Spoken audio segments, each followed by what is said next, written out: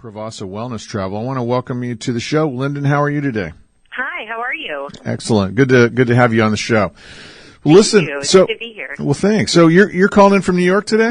I know. All your guests are from New York today. I guess I need to get out there and do a show. It's too cold out here. Stay where you are. Okay. It is I got to say, I hate to make you guys jealous, but it is nice out here. Okay. Well, listen, I want to get into a little bit of how you got going in this. I know that you've got an art degree and international trade degree, which I'd like to know a little bit about that. But I guess you were in the fashion industry for quite a while out there. I was. That's what I went to school for and had a fabulous career for about 15 years in the fashion industry out of New York City. And so what is that that's got to be hectic, the pace. I mean, you're probably living right downtown and traveling around, going to Europe. And throughout the breadth of my career, I worked in various areas, starting with producing the fashion shows at Bryant Park, which happen twice a year, and it's a lot of work that goes into about a 15-minute production. You do that for a long time, and you get a little burnt out. Yeah, I can imagine. Well, I know a lot of folks that sort of have that, especially, when you're in between sort of that 25 and sort of 45. I don't know what your age is, but that sort of period of time when you really just have a whole lot of candles to burn, but then there's a certain point where you just feel like, wow, I need to slow down and smell the roses. Absolutely. Well, so tell us what you did after, I guess you got kind of burned out on the whole deal, and then you got into yoga. How did that all sort of fold out for you? Well, the yoga portion of my life started over 20 years ago, and it was one of the first things that I did when I moved to New York City to find balance in my own life. So I grew up in Ohio, very different atmosphere than the hectic pace of New York City, where you have to have hustle and be very ambitious, and you work a minimum of 60 hours a week to prove yourself. And it takes a toll on a person. And so for me, yoga was the balance in my few hours off, either something I could do at home or go to a studio and gain some quiet time and be still in the city that really doesn't sleep. And throughout my fashion career, I returned to yoga for various stress reduction purposes, as well as some of the physical exercise benefits of it. But it enabled me to find that balance in that crazy career. And throughout my career, as I got further into my career, as I left producing fashion shows in Bryant Park and started to enter the sales side of the business and travel internationally in support of the lines that I was selling, about 2004 is when I had the opportunity and really started traveling by myself and had the opportunity to take care of myself when I was on the road. I was lucky enough to work for companies that allowed me to manage my own budget and my own schedule as long as I stayed within their terms. And so for me, my hobby or my nighttime ritual was finding what little information was available on the internet at the time, or using tour guides and finding starting with a hotel that catered to my health a little bit, and then calling the concierge and bugging them with questions before I arrived about ways that I could take that business trip that I was having and find some time to settle in and do things that would manage my stress, would manage whatever lifestyle I was trying to create, to take that with me a little bit on the road. And that's sort of where the merging of my path of wellness travel started.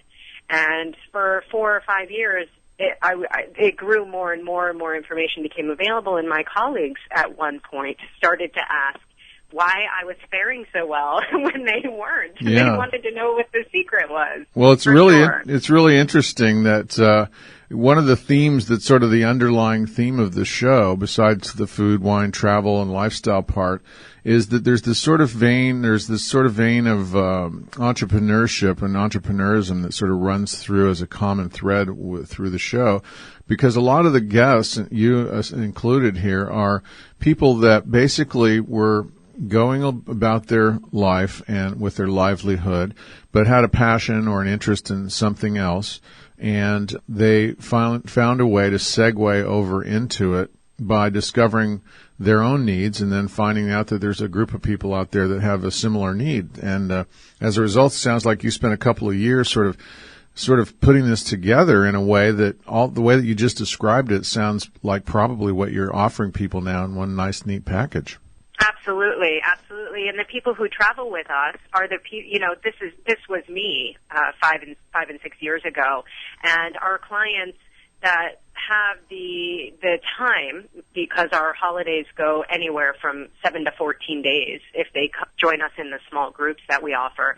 These are the people that are still working the 60 hours a week, and they're afraid of burnout, but they don't want to stop what they're doing, yet they also don't have the time to say, I need to plan my own holiday and my own getaway. And so we take all of that out for them. We offer them a complete package that not only focuses on stress management, on healthy lifestyle, on physical activity, on community involvement, and some spiritual connections, but we put it in a nice, neat package so all they have to do is read our itinerary and say, okay, I'm there, and don't have to think about everything else. From the second that they land in wherever we're touring to the second that we leave, we take care of everything.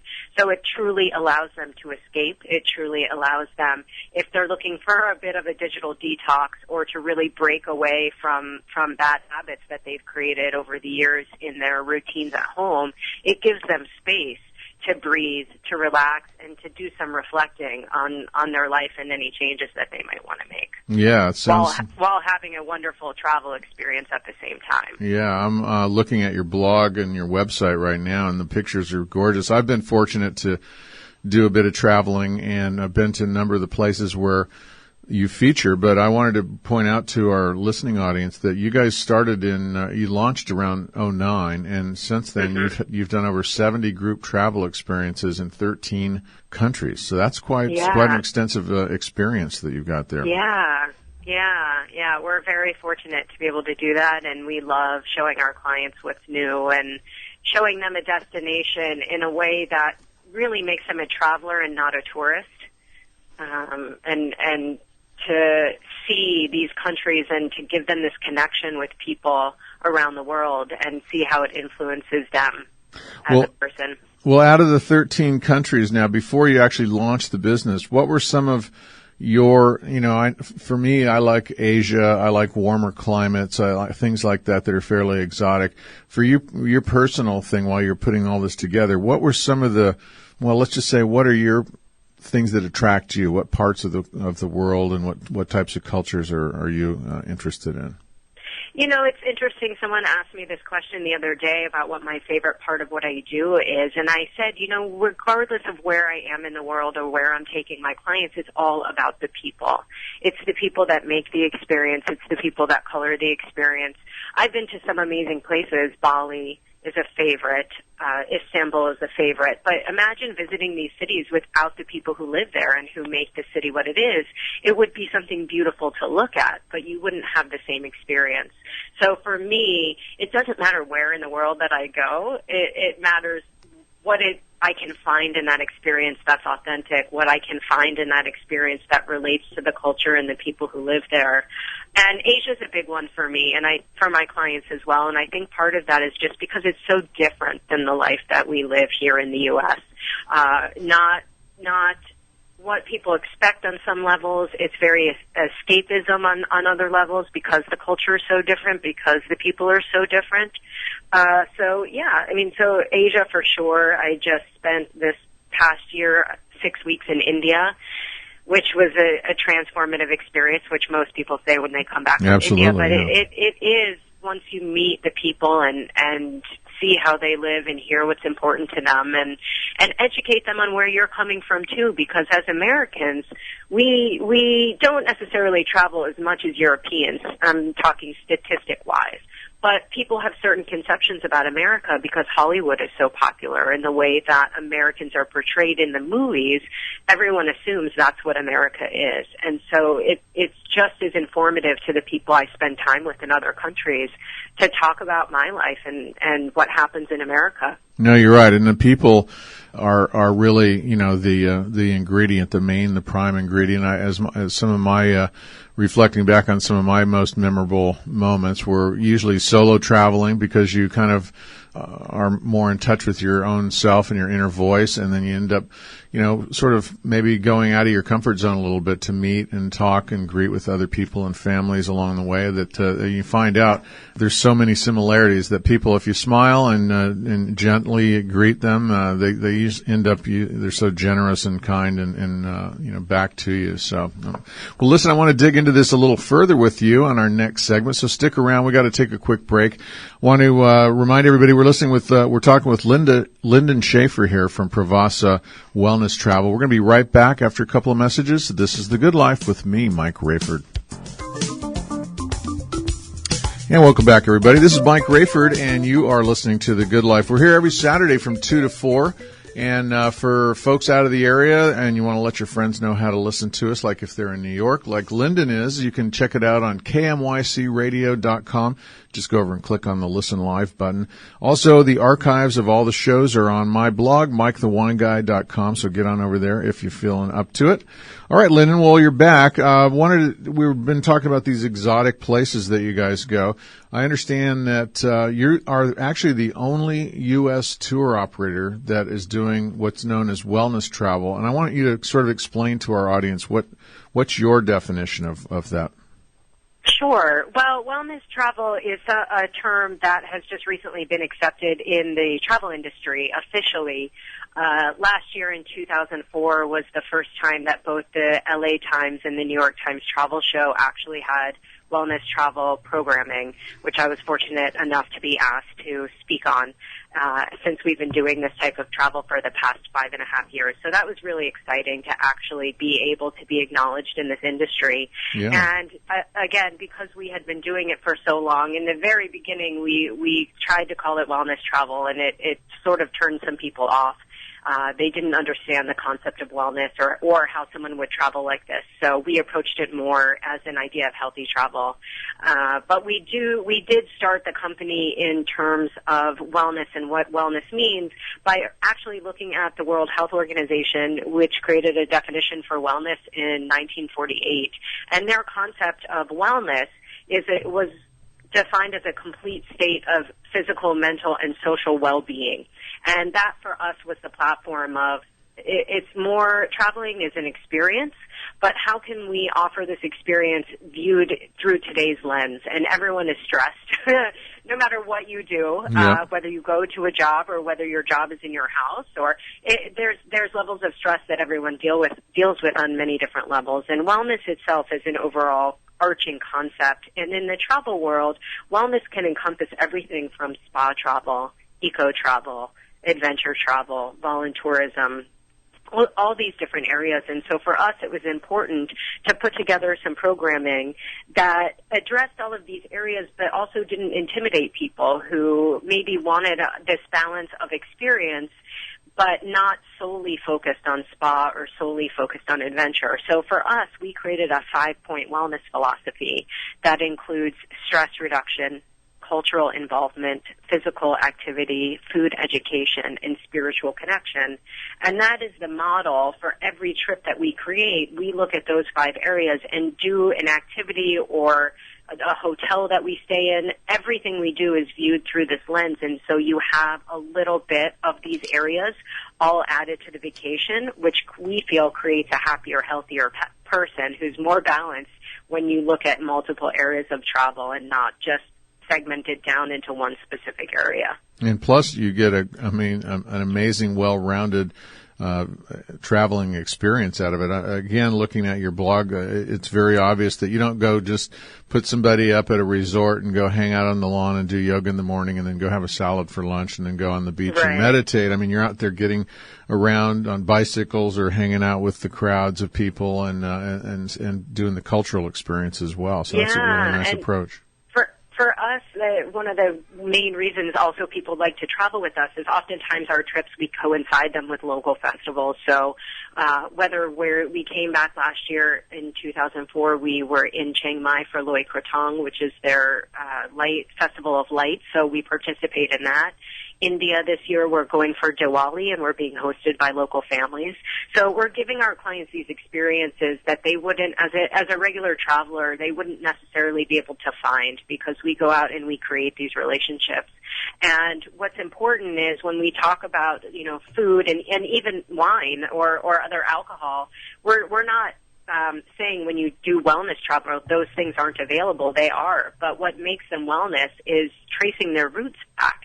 Are we eating as close to the local source as possible? Are we eating in locations where they're not putting fertilizer and pesticides on their foods like we do here in the U.S.? And so you can start to tell, and I'm sure your fans who know way more about spirits than I do, you can tell the difference when you have a product that is more natural and more local, and in many places that we visit has a traditional history or a family history that recipes are passed down, and that again adds to the experience, and you're trying something that makes not only the people happy that you're with and that explains the culture that you're visiting, but we're trying to do it in a more natural and healthful way for your body. That's a great, I'm just really, more I'm hearing you talk about it, it's just more intriguing on so many levels, because as you say, the people that are, let's say you're going to visit in Bali, and the people that are there, not only, they're used to tourists, but they're probably not used to a group of people coming in to sort of like, let's say, honor their culture and their foods and their traditions in a way that allows them to be, you're not just going and looking at some temple or some mountain or a waterfall. You're actually hanging out with the people, and it's a great sort of relation building tool for all these cultures as well. Absolutely. And in this day and age when everybody's on Facebook, a lot of that will continue to be lost, and as people get more access to that. So as travelers, what we try to offer our clients, and you talked a little bit before about stepping out of your comfort zone, we ask clients to step out of their comfort zone, but we also tell them that we're asking them to do it in a way that's safe, and an environment that we've created that's safe. Most people will say to me, well, if I go to India and I eat with a local family, aren't I going to get sick? And so we've taken steps to make sure that doesn't happen, because that's the last thing we want, is for you to have this fabulous experience and then remember it because, in a horrible sense because you weren't feeling well. But this way, again, it lets you get into the culture. For example, when we go to Colombia, which is another lovely, lovely country that we can't wait to take travelers to this year, we partner with an NGO, and there's a group there where they do a little bit of urban farming in some of these barrios that had backyards and they didn't know what to do, and they're in poor neighborhoods, so they're trying to figure out how to supplement income and to stay healthy, and so they've turned their backyards into urban farming. And so what we do is we'll go with the group and we'll go work their farm, work their backyard for half a day, and we'll get to talk to them and see what they experience. And then that evening we'll sort of complete the chain, because we'll host our group dinner at a restaurant in a tourist section of Colombia, but that restaurant buys from these urban farming communities. Right. So therefore we can go in and we can help and we can volunteer and we can learn about the people, but also a responsibility as a tourist and as a traveler and as us having the money to spend, we'll go and eat the end product so that the money goes back to keep supporting these people. That's great. Yep. And there's a lot to be said for like a big motto around here in our region, specifically up in the Sierra foothills. We have some emerging wineries that have been around for a while, but they're starting to really have some power or some juice, if you pardon the pun. But there's also a whole lot of organic farming and this and that, and we're sort of merging all that together in this what they call this farm to table or farm to fork movement, of which our area has been named the capital of the United States. I can't even believe that, but that's what we've been doing. And to your point, it does taste different. For me, it's always better, but I don't want to just make it sound it's just everything is better. But it is. It's like the wine. We drink wine that's from around here. It just has a different feel or taste to it. It just seems like, wow, there's something familiar with it, even though you may not be really totally aware of it. But it's because it's coming from right where you're at the time. So very cool. Yeah. Well, I know you've got some upcoming group destinations. You mentioned Colombia. Also, Vietnam's on the calendar. Yeah, we're really excited. That trip is, and everything that we do in our group trips, which you can book on our website, they're small group trips. So our average trip is about 10 to 12 people. So you really get that intimate experience. And again, when I say we're going into people's homes, you don't have that experience if you're traveling in a group of 20 people or so. You don't have that access. So that's why our groups remain small. For Vietnam, we're really excited for this opportunity. We're going to central Vietnam, and we're spending our 9 days there, split between Hoi An and Hue. Hoi An is a UNESCO World Heritage destination, and Hue is the cultural capital of Vietnam, and an area that both areas actually were very affected by the Vietnam War. And we are heading back not only to experience the culture there, but to see how in a short period of time and in a generation, healing can be done. And I'm not trying to take this on that metaphysical level that you mentioned, but to be able to travel as an American through central Vietnam in areas where people are still alive that were very, very tragically affected by the Vietnam War, and to talk to them and to hear that they harbor no ill will towards you, and that it's a country itself that has done growing and healing, and they welcome Americans with open arms. And to be able to go back and experience this culture and this place, to be able to go to the monastery where the Zen Buddhist movement started with Thich Nhat Hanh, the exiled monk who now lives in France, to be able to be invited into his monastery for some time with the nuns that he was raised with, to be able to cook lunch with them, to be able to sit and spend some time with them and talk with them. Again, these are experiences that the traditional traveler wouldn't be able to have access to. And so to be able to introduce our groups to this type of experience, and then to see how they view it, how it relates to their own lives, and what changes they can make at home. If there's a country out there who's been able to forgive and move forward through a history that didn't take place that long ago, what does that mean for your daily life when you come home? What should you be thankful for? What things can you do to treat yourself better, to forgive yourself? So all of these are messages you can find on the road that you can turn around and reflect on. And again, we give you that space and that time to get away so that some of those connections can happen. Well, you've got a really nice gig. Yeah, I know, not complaining. I hear a lot of people tell me, that too, because, when you're doing something that you really love, it obviously shows. And when you're doing something that affects others in a positive way, it brings you good feeling from a lot of people. So you're doing good stuff out there. Well, Linden, I'm so glad that you took the time to join us today. I want to check in with you, or have you check in with us periodically as you're either going on one of your trips or coming back from one of your trips, or when you're on one of your trips. There's nothing wrong with Skyping us from Vietnam or Colombia. That would be fun. But also, before we sign off, I just wanted to remind people of how to get in touch with you. Absolutely. So our website is www.pravasa, PRAVASSA.com. You can book any of our trips directly online. Our 800 phone number is on there as well. And we're very active on social media, on Facebook, on Twitter, on Instagram. Those are great places to see visuals, actually, of our trips, either that we're on or have coming up that you can sign up for. Exactly. Like I posted one of your posters of your upcoming Colombia trip. It's a great scene of a beach, a tropical beach, and it just says, breathe in, chill out. Yes. Sort of says it all. Well, great. Great having you on the show. Really appreciate you taking the time. Look forward to talking to you again, and safe journeys out there. Thank you. All right. Take care now. Bye-bye. All right. Well, that was Linden Schaffer from Pravasa Wellness Travel. We've got a lot more show coming up, so stick around. You're listening to The Good Life right here. Listening to The Good Life right here. Listening to The Good Life right here. Listening to The